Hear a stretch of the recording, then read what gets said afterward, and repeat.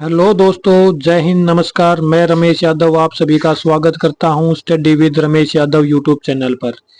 ये सेशन हमारा current affair का सेशन चला हुआ है। आज की क्लास हमारी 24 जनवरी 2024 की का करंट अफेयर है। उम्मीद है अभी तक तो क्लासें हुई है, आप सभी को पसंद आई होंगी। और अगर आज की क्लास भी पसंद आए तो लाइक करें, शेयर करें और चैनल को सब्सक्राइब जरूर करें। तो चलिए आज का सेशन शुरू करते हैं। Number first point, Bharat Kyrgyzstan संयुक्त विशेष बल अभ्यास खंजर का हिमाचल प्रदेश में शुभारंभ। तो भारत और किर्गिस्तान के बीच में होता है खंजर युद्ध अभ्यास। मोस्ट इंपोर्टेंट रहेगा, मैं युद्ध अभ्यास के बारे में पढ़ा भी चुका हूं पहले भी। तो भारत और किर्गिस्तान के बीच में खंजर है जो करंट में चल रहा है, तो ये इंपॉर्टेंट रहेगा। भारत और किर्गिस्तान संयुक्त विशेष बल अभ्यास खंजर का 11वां संस्करण हिमाचल प्रदेश के बकलो में हुआ है और ये 22 जनवरी से 3 फरवरी तक चलेगा। किर्गिस्तान एक एशिया का देश है, लैंडलॉक देश है। तो आप कमेंट करके बताएं कि दुनिया का सबसे बड़ा लैंडलॉक देश कौन सा है। तो इस किर्गिस्तान की राजधानी बिश्केक है। इसकी सीमाएं कजाकिस्तान, उज्बेकिस्तान, तजाकिस्तान और चीन के साथ लगती हैं। तो अपना पड़ोसी देश है, भारत का पड़ोसी देश है, इतने ज़्यादा दूर नहीं है। भारत से थोड़ा चीन से निकलते ही किर्गिस्तान आता है। तो असम के बारे में हिमाचल प्रदेश के बारे में कुछ थोड़ा जान लेते हैं। तो राजधानी है शिमला, राज्यपाल हैं राजेंद्र विश्वनाथ आर्लेकर और मुख्यमंत्री सुखविंदर सिंह सुक्खू कांग्रेस से हैं। राज्यसभा की 3 सीटें हैं, लोकसभा की 4 सीटें हैं।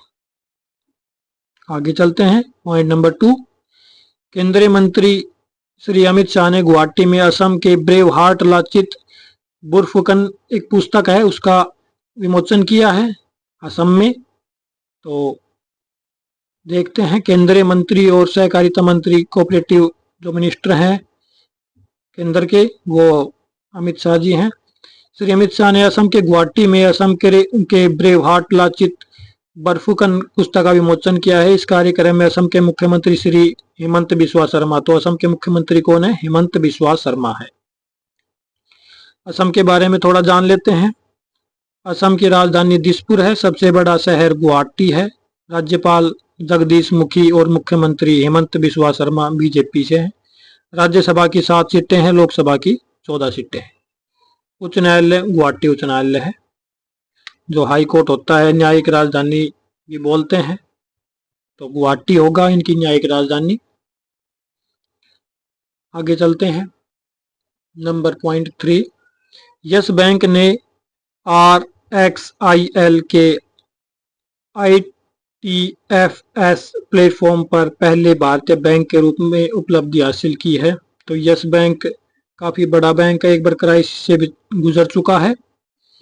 तो Yes Bank RXIL Global IFST Limited के international trade finance services platform पर निर्यात वित्त लेन देन, जो बाहरी लेन देन होते हैं, जो आयात और निर्यात करते हैं, उनमें लेन देन में बैंकिंग जो सुविधा उपलब्ध कराता है वो। तो डिजिटलीकरण और सीमा पार व्यापार में महत्वपूर्ण प्रगति का प्रतीक है। तो इन्होंने, यस बैंक ने बहुत ही अच्छा प्रदर्शन दिखाया है और इसलिए पहले भारत बैंक के रूप में उन्होंने उपलब्धि हासिल की है।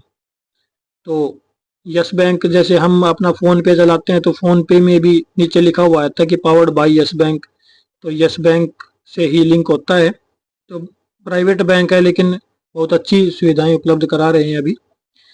पीएम मोदी ने, नेक्स्ट पॉइंट है, पीएम मोदी ने 10 मिलियन घरों में सोलर पैनल लगाने के लिए सनराइज योजना, सूर्योदय योजना शुरू की है। पीएम मोदी ने 23 तारीख को इस बारे में बताया गया। प्रधानमंत्री नरेंद्र मोदी ने प्रधानमंत्री सूर्योदय योजना का अनावरण किया, जो ऊर्जा आत्मनिर्भरता को बढ़ावा देने और भारत के आम नागरिकों को लाभ पहुंचाने वाली एक परिवर्तनकारी पहल है। 1 करोड़ घरों में सोलर पैनल लगाने की पहल है ये, तो बहुत अच्छी पहल है, जिससे हमारी जो इलेक्ट्रिसिटी की समस्या है उससे निजात मिलेगी। आगे देखते हैं पॉइंट 5। केंद्र सरकार ने बहुभाषी शिक्षा के लिए अनुवादिनी ऐप लॉन्च किया। तो अनुवादिनी ऐप लॉन्च किया गया। बहुभाषी जो अपनी अनुसूची 8 में जितनी अपनी 22 भाषाएं दी हुई है उन सभी भाषाओं में ये काम करेगा। अनुवादिनी ऐप है। शिक्षा में बहुभाषावाद को बढ़ावा देने की दिशा में एक महत्वपूर्ण कदम में केंद्र सरकार ने एक आर्टिफिशियल इंटेलिजेंस आधारित प्लेटफॉर्म अनुवादिनी ऐप पेश किया है। इस पहल का उद्देश्य सभी स्कूल और उच्च शिक्षा पाठ्यक्रमों के लिए अध्ययन सामग्री को डिजिटल रूप से उपलब्ध कराना है। कि हमारा संविधान भी इस बात को कहता है कि हमें शिक्षा हमारी मातृभाषा में मिलनी चाहिए। तो इसके लिए एक अच्छी पहल है कि जिसको दूसरी भाषा में पढ़ने में समस्याएं होती है तो वो अपनी भाषा में उस चीज़ को पढ़ सकता है। जो नई शिक्षा नीति आई है 2020 की, उसकी सिफारिशों के अनुसार जो अपनी मातृभाषा में अध्ययन के महत्व पर जोर देती है, हमारे संविधान में भी लिखा गया है। तो बहुत अच्छी पहल है। याद रखना, अनुवादिनी ऐप है जो बहुभाषी शिक्षा के लिए लॉन्च की गई है।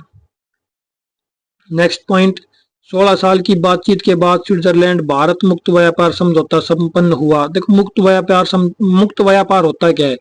मुक्त व्यापार एक उदारीकरण का उदाहरण है। उदारीकरण का उदाहरण है मुक्त व्यापार। उदारीकरण में क्या होता है कि बहुत ही कम लाइसेंस की जरूरत पड़ती है, नाम मात्र की उसमें कंडीशंस होती हैं, उसको हम कहते हैं उदारीकरण। उदार, जैसे हम बच्चों के प्रति उदार होते हैं कि भाई वो गलती भी कर दे तो भी हम उनको नजरअंदाज कर देते हैं। तो उदारीकरण का उदाहरण है ये। और मुक्त समझौता है कि उसमें ज्यादा कंडीशंस नहीं होंगी, आप जिस प्रकार से व्यापार करना चाहो कर सकते हो। स्विट्जरलैंड और भारत ने 16 साल की लंबी बातचीत के बाद आखिरकार एक मुक्त व्यापार समझौते पर मोहर लगा दी है। यह घोषणा स्विस अर्थव्यवस्था मंत्री गाई पारमेलिन की ओर से की गई। तो स्विट्जरलैंड के मुख्यमंत्री हैं, तो बहुत अच्छी पहल है ये भी। नेक्स्ट पॉइंट देखते हैं।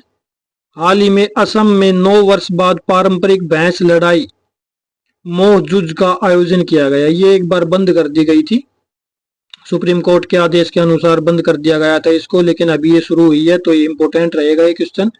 असम में 9 वर्ष के बाद मोहजुज। तो मोहजुज का आयोजन कहाँ किया जाता है? असम में किया जाता है। भैंस की लड़ाई होती है इसमें। हाल ही में लगभग 9 वर्षों के बाद असम के अहातगुरी में मोहजुज नामक परंपरागत भैंस लड़ाई आयोजित की गई। मोहजुज पर रोक लगाई थी 2014 में सुप्रीम कोर्ट, माननीय सुप्रीम कोर्ट ने लगाई थी कि आदेश पर पारित सभी जानवरों की दौड़ और लड़ाई पर रोक लगा दी गई थी कि भाई ये जो जीव हैं उनको परेशान ना किया जाए, लेकिन अब दोबारा शुरू कर दी गई है। नेक्स्ट पॉइंट देखते हैं, पॉइंट नंबर 8। सुभाष चंद्र बोस आपदा प्रबंधन 2024 का जो पुरस्कार है वो संस्थागत श्रेणी में 60 पैरासूट फील्ड हॉस्पिटल को प्रदान किया गया है। ये डिजास्टर मैनेजमेंट के तहत दिया जाता है कि कौन अपना अच्छा प्रदर्शन दिखा रहा है। उत्तर प्रदेश के 60 पैरासूट फील्ड हॉस्पिटल को आपदा प्रबंधन के क्षेत्र में उत्कृष्ट कार्य के लिए साल 2024 के सुभाष चंद्र बोस आपदा प्रबंधन पुरस्कार के लिए चुना गया। केंद्रीय गृह मंत्रालय ने हाल ही में इसकी घोषणा की है। तो जिनका जितना अच्छा प्रदर्शन होता है उनको ये पुरस्कार दिए जाते हैं। इस पुरस्कार के तहत संस्थागत श्रेणी में विजेता संस्थान को 51 लाख रुपए नकद मिलते हैं। तो बहुत अच्छी बात है, 60 पैरासूट फील्ड हॉस्पिटल को संस्थागत श्रेणी का पुरस्कार मिला है। डिजास्टर मैनेजमेंट के तहत इसको दिया जाता है। नेक्स्ट पॉइंट है, कॉपर की खोज और खनन परियोजनाओं के लिए भारतीय प्रतिनिधिमंडल जाम्बिया देश की यात्रा पर जाएगा। तो जाम्बिया एक गरीब देश है, वहां तकनीकी की कमी है, इसलिए भारत का जो प्रतिनिधिमंडल है वो वहां पे जाके खोज करेंगे और खनन की सुविधा उपलब्ध कराएंगे। जाम्बिया अफ्रीका में एक लैंडलॉक्ड देश है और वहाँ की स्थिति इतनी खराब है कि लगभग 10% जनसंख्या वहाँ की एड्स से ग्रसित है। इतनी कम एजुकेशन है और लगभग 25% जनसंख्या केवल मात्र 150 से 160 रुपए के अंदर अंदर अपना गुजारा करती है।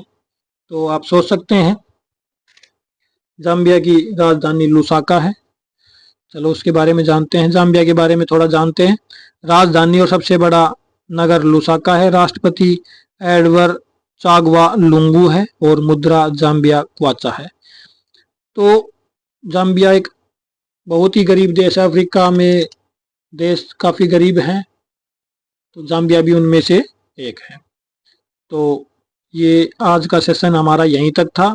आपको क्लास कैसी लगी कमेंट करके ज़रूर बताएं। अगर अच्छी लगी तो वीडियो को लाइक करें, चैनल को सब्सक्राइब करें, शेयर करें। Thank you very much.